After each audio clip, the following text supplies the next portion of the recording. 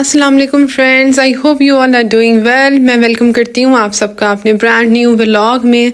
आज के इस व्लॉग में मैं आपके साथ अपने कुछ दिनों की रूटीन को शेयर करूँगी। हुआ कुछ यूँ क्योंकि हम लोग लाहौर में रहते हैं, तो यहाँ पर फोर्ट्रेस स्टेडियम में बड़ा ही खूबसूरत सा मेला लगा हुआ था और इस मेले के साथ मेरी तो बचपन की बहुत सारी यादें जुड़ी हुई हैं क्योंकि मैं बचपन में हमेशा फोर्ट्रेस जाया करती थी। तो हमने फिर से इस दफ़ा प्लान बनाया कि क्यों ना जाकर मेला देखें। ये है जी लाहौर के नाइट व्यूज़, जो कि आप देख सकते हैं। लाहौर जिंदा दिलाने शहर है। यहाँ पर ऐसी ये जगह है जहाँ पर लोग हर वक्त एक्टिव रहते हैं और खाने के तो इतने शौकीन है कि कुछ पूछे ही मत। हम लोगों ने प्लान बनाया कि जी फोर्ट्रेस चलते हैं और वहाँ जाकर देखते हैं कि इस दफ़ा मेले में क्या क्या लगा हुआ है। और यकीन करें बहुत ही खूबसूरत मेला था ये। हम लोग यहाँ पर एंटर हो रहे हैं, ये आप लोग देख सकते हैं फोर्ट्रेस स्टेडियम। सर्दियाँ हैं, बहुत ही खूबसूरत टाइम स्पेंड करने की बेहतरीन जगह है ये। अगर आप लोग भी प्लान कर रहे हैं तो ज़रूर विज़िट कीजिए। ये स्टार्टिंग में टिकट घर है जहाँ पर आई थिंक 30 रुपीज़ की ही टिकट थी पर पर्सन, तो कोई इतना एक्सपेंसिव भी नहीं है, सब लोग इजीली विज़िट कर सकते हैं। और ये है जी यहाँ की डेकोरेशंस। और मैं ज़रा मून व्यू को क्लिक करने की कोशिश कर रही थी। अभी मैंने रिसेंटली इस फ़ोन के कुछ फीचर्स को समझना शुरू किया है, तो अभी आपको नेक्स्ट क्लिप्स जो है वो पहले से ज़्यादा क्लियर नज़र आएंगे। ये है जी यहाँ की रौनकें जो कि आप देख सकते हैं। अच्छा, सर्दियों की वजह से यहाँ पर इतना रश नहीं था क्योंकि आई नो कि सर्दियों में बहुत लोगों का दिल चाहता है ना कि घर में आराम करें, सुकून से बैठें, तो इसलिए इतना कोई ख़ास क्राउड हमें नज़र नहीं आया। लेकिन इन्होंने अपनी तरफ से तो पूरी डेकोरेशन की हुई थी। ये है जी यहाँ का एक प्यारा सा स्टैचू जिसके साथ मैंने सोचा कि मैं भी अपनी कुछ पिक्चर्स को क्लिक करती हूँ। ये अच्छी जो है ना इन लोगों ने इनपुट किया हुआ अपनी तरफ से। और वैसे तो अगर देखा जाए तो दुबई में और सऊदीया में भी अब ग्लोबल विलेज ओपन हो गया है। मैं आज भी सोच रही थी कि लाहौर में भी एक ग्लोबल विलेज जो है वो होना चाहिए जहाँ पर हर कंट्री से रेलेवेंट उसके स्टॉल्स हों और फिर आप वहाँ जाओ और वहाँ जाके ढेर सारी शॉपिंग करो। अच्छा, ये बड़ी मज़े की चीज़ है। ये आपकी ब्रेसलेट्स जो हैं कस्टमाइज्ड बना कर दे रहे थे, आप अपना नाम इस पर लिखवा सकते हैं।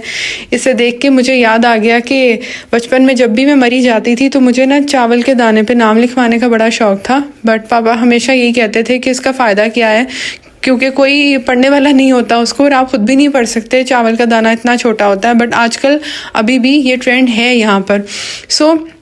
अच्छा, यहाँ पर ये बड़े प्यारे प्यारे स्टॉल्स से मिरर्स मिल रहे थे बहुत डिफरेंट स्टाइल्स के अंदर। आपको फुल लेंथ मिरर भी अगर लेना हो तो वो भी यहाँ पर अवेलेबल है और बड़ी अच्छी रीज़नेबल प्राइसेस पर अवेलेबल है। उसके बाद हम लोग इस दुकान में आए, यहाँ पर आपको ड्राई फ्रूट बड़ा अच्छा मिल जाता है।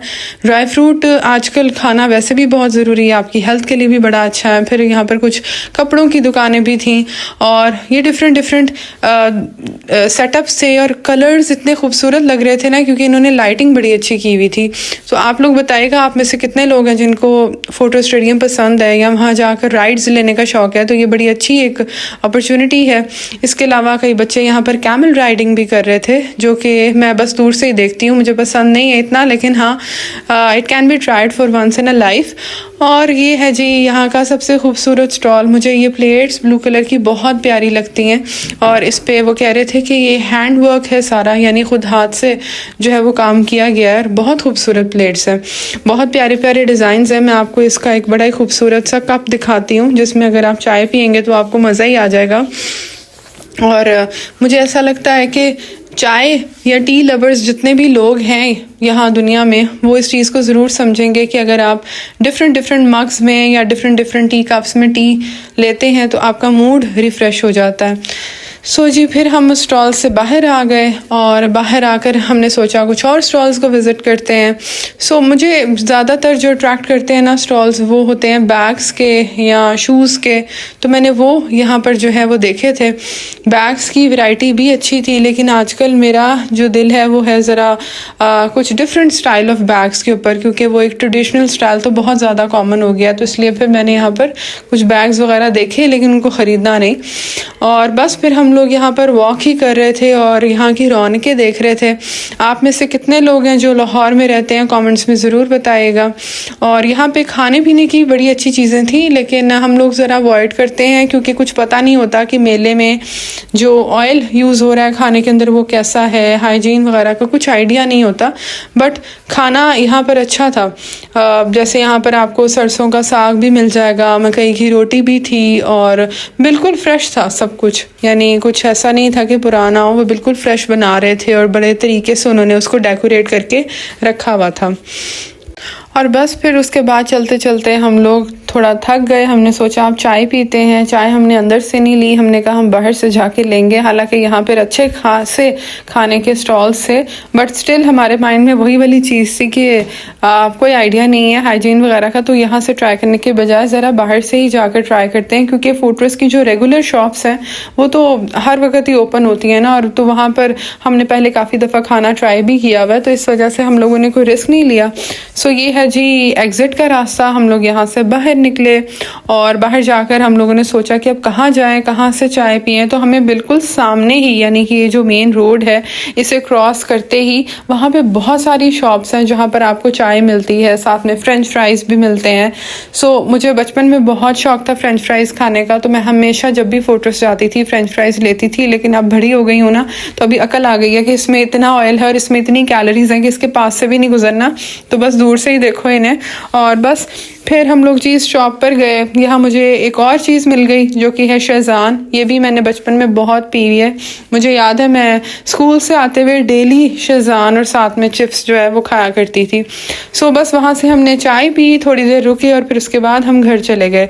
ये है जी नेक्स्ट डे का क्लिप। इसमें ये FC यूनिवर्सिटी है मेरी, जहाँ पर मैं जॉब करती हूँ एज एन असिस्टेंट प्रोफेसर।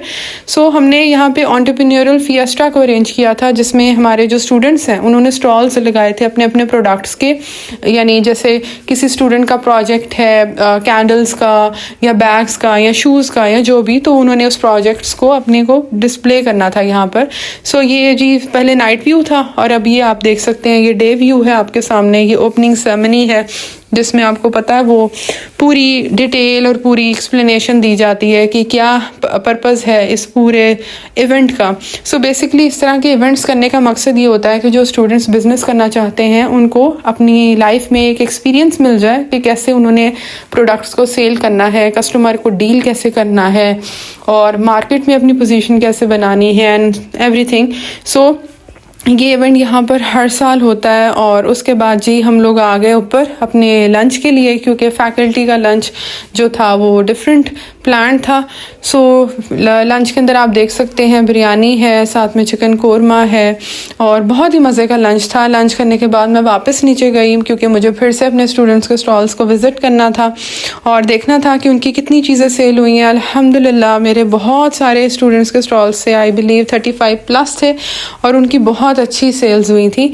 और मैं बड़ी खुश होती हूँ अपने स्टूडेंट्स की सक्सेस को देखकर। बड़ा अच्छा लगता है कि आपने जो पढ़ाया है, जो काम उनको करवाया है, वो उसको सही से डिस्प्ले कर रहे हैं और वो उससे कुछ अर्न कर रहे हैं। द मेन थिंग इज़ कि आपको एक मॉनेटरी बेनिफिट भी होना चाहिए, जो कि it is one of the major objectives of an entrepreneur कि हाँ कुछ आप अर्न भी करो। आपने इतनी मेहनत की है, इतना टाइम इसमें लगाया, तो आप देख सकते हैं कि कितने ज़्यादा स्टॉल्स हैं। और यहाँ पर जी मुझे क्यूट सी कैट भी नज़र आई, मुझे बड़ी प्यारी लगती हैं बिल्लियाँ। और इस कैट को जो है प्यारी सी हुडी पहनाई हुई थी और वो बिल्कुल नींद में थी। उसके बाद जी ये कुछ और स्टॉल्स हैं, यहाँ पर गजरे थे और ये कुछ क्लिप्स वगैरह और ज्वेलरी के बहुत सारे स्टॉल्स थे। आर्टिफिशियल ज्वेलरी की तो बहुत सेल हुई है यहाँ पे।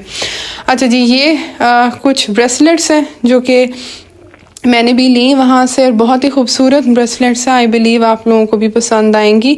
सो अल्हम्दुलिल्लाह अल्लाह ताला का बड़ा करम है कि अल्लाह ताला ने यहाँ तक पहुँचाया है। कभी सोचा नहीं था कि इतना कुछ अचीव करने को मिलेगा लाइफ में, बट ये अल्लाह ताला की ही सारी प्लानिंग होती है। और मैं आप सब को भी यही कहूँगी कि कोशिश किया करें एटलीस्ट दिन में एक तस्बीह जो है वो अल्हम्दुलिल्लाह की ज़रूर पढ़ें। और अल्लाह ताला आप सबके रिस्क में, आपकी ज़िंदगी में ढेर सारी बरकतें और रहमतें नाज़िल फरमाएँ, आमीन सुम आमीन। सो ये जी शाम का टाइम है, आप देख सकते हैं मगरिब का टाइम हो गया था और इस टाइम पर हमारी थी क्लोजिंग सेरेमनी। तो क्लोजिंग सेरेमनी में हम लोगों को वो शील्ड्स वगैरह मिली क्योंकि हमने सारा ऑर्गेनाइज़ किया था और बस उससे फ्री हो गए। फिर मैं गई घर जाके दोबारा तैयार हुई क्योंकि मेरे कज़न की वेडिंग थी। तो फिर तैयार होके हम लोग आ गए शादी के हॉल में। सो ये यहाँ पर जी आप देख सकते हैं ये रिसेप्शन थी, बड़ा ही खूबसूरत सा हॉल है और ये मेहंदी का फंक्शन था। तो डेकोरेशन आप देख सकते हैं कितनी प्यारी है, बड़ा ही खूबसूरत तरीके से इन्होंने हॉल को पूरा सजाया हुआ है। और मैं समझती हूँ कि पुराने ज़माने में शायद इस तरह की अरेंजमेंट्स और डेकोरेशंस तब नहीं थी जितनी अब इसमें इनोवेशन आ गई है, जितनी इसमें क्रिएटिविटी आ गई है और आप कस्टमाइज्ड जो है वो हर चीज़ को रेडी कर सकते हैं। सो समटाइम्स आपकी जो एम्बियंस होती है हॉल्स की या वेडिंग हॉल्स की, वो भी आपका मूड रिफ्रेश कर देती है। दिस इज़ सो अमेजिंग, आप देख सकते हैं। सो बस जी यहाँ पर हम लोग देख रहे थे कि हमने कौन सी टेबल पे जाके बैठना है और किससे शुरू में सबसे मिलना है एंड सो ऑन। सो हम लोगों ने फ्रंट वाली सीट्स को ही सिलेक्ट किया कि चले वहाँ बैठते हैं। और अभी मेहमान आ रहे थे, कुछ आ चुके थे और कुछ आ रहे थे। So we were just waiting कि सब लोग एंटर हो जाएं तो फिर उसके बाद जो है असल वेडिंग स्टार्ट होगी। अच्छा जी, सो स्टार्टिंग में हमें जो है वो बड़ा ही मज़ेदार सा सूप सर्व किया गया। और मुझे मेहंदी के फंक्शंस इसलिए बड़े अच्छे लगते हैं कि इसका जो टाइम है ना वो 10 बजे तक लिमिटेड नहीं होता। हम लोग यहाँ पे तकरीबन 1-2 बजे तक तो यहीं पर थे और ये बड़ी दूर था, ये DHA के करीब था, हमारे घर से काफ़ी दूर था, ऑलमोस्ट 1.5 आवर की ड्राइव पर था। और ये जी मेरी थोड़ी बहुत कॉम्बिनेशन आप देख लें, मैंने मैरून वेलवेट की शॉल ली हुई थी, साथ में गोल्डन ड्रेस था मेरा। और बस मैं तो हॉल की पिक्चर्स ही बना रही थी because it was so beautiful कि दिल चाह रहा था कि बस इस तरह का घर होना चाहिए जिसमें हम लोग रहते हैं ना, हमें अपने घर को ऐसे डेकोरेट करके रखना चाहिए ताकि दिल करे हर वक्त इंसान तस्वीरें क्लिक करता रहे। और ये हो गई है जी दुल्हा दुल्हन की एंट्रेंस, आप लोग देख सकते हैं कितनी खूबसूरत एंट्रेंस है। और ये बड़ा अच्छा लगा मुझे। नॉर्मली चादर होती है दुल्हा दुल्हन के ऊपर और यहाँ पर एक चारपाई को उन्होंने डेकोरेट किया हुआ था और वो थी ऊपर। और ये निकाह का सेटअप किया जा रहा है, ये भी बड़ा खूबसूरत पूरा सेटअप था और बड़ा अच्छा लगा हमें इस वेडिंग में शामिल होकर। अल्लाह ताला इनकी शादी में ढेर सारी बरकतें नाज़िल फरमाए, आमीन सुम आमीन। और ये जी पूरा सेटअप है। उसके बाद हमारा डिनर जो है वो ओपन हो गया। मेहंदी थी तो इसलिए यहाँ पर पूड़ियाँ थी और भटूरे थे, चने थे, बारबेक्यू था और ये है जी मेरी प्लेट। उसके बाद हम लोग देखते हैं यहाँ पर डांस प्रोग्राम शुरू हो गया था लड़कों का, तो उसकी कुछ क्लिप्स हैं, ये आप लोग भी इंजॉय कीजिए।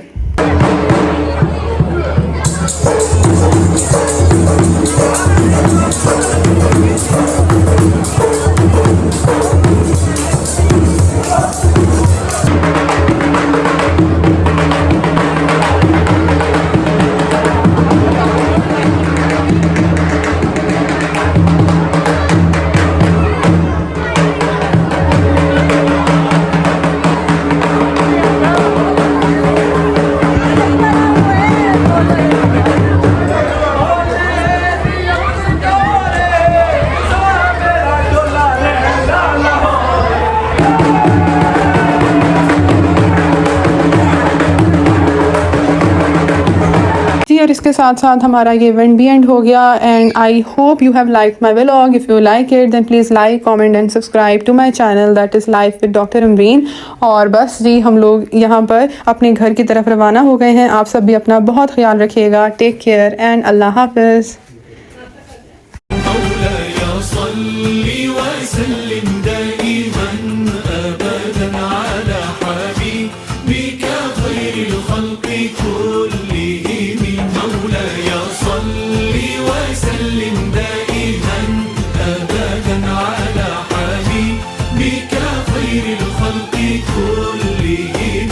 محمد سيد الكونين